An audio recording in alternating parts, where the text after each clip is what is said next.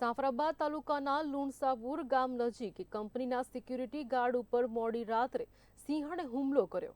સવારે ફરી સિંહણ મિતિયાળા નજીક સીમ વિસ્તારમાં દેખાતા ગ્રામ લોકોએ વન વિભાગને જાણ કરી। આ કાર્યવાહીમાં કહી શકાય કે વન વિભાગ દ્વારા સિંહણને પકડવા જતા સિંહણે વન વિભાગના 2 કર્મચારીઓ ઉપર હુમલો કર્યો। ત્યારબાદ વન વિભાગના ડ્રાઈવર ઉપર પણ સિંહણે હુમલો કર્યો।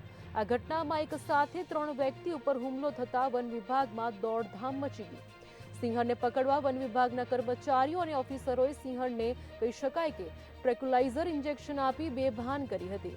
જાફરાબાદ રેન્જે 2 કલાકમાં ઓપરેશન પાર પાડી સિંહણને પાંજરે પૂરી હતી।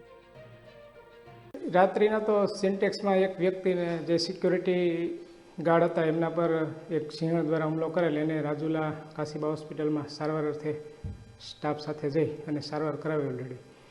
અને સવારમાં 9:15 મિતિયાળા સરપંચનો અમારા સ્ટાફને મેસેજ આવ્યો કે એક સિંહણને કંઈક તકલીફ છે, બીમાર હોય એવું લાગે છે। એટલે અમારો સ્ટાફ સ્થળ પર પહોંચી અને એનું નિરીક્ષણ કર્યું અને મને જાણ કરી અને 1-2 વ્યક્તિ ઉપર હુમલો કર્યો। એટલે તરત જ અમારી જે ટીમ છે વેટરનરી ડૉક્ટર, અમે રાજુલા રેન્જનો સ્ટાફ, જાફરાબાદ રેન્જનો સ્ટાફ સ્થળ ઉપર પહોંચી અને સિંહણને ટ્રન્ક્વિલાઇઝ કરી અને તાત્કાલિક સિંહણને 1.5 થી 2 કલાકની અંદર અમે રેસ્ક્યુ કરી લીધું છે અને હાલ સારવાર હેઠળ રાખેલ છે।